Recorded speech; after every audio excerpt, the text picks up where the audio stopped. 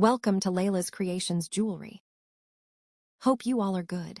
Today I am going to make a bracelet with wires. At first I made aspiral wire with 20 gauge copper, brass, and silver wire. In my previous video, I already showed how to make this spiral wire. If you don't know, please watch that video. I added the link here. You can watch the video by clicking the link. Hope you like this creation.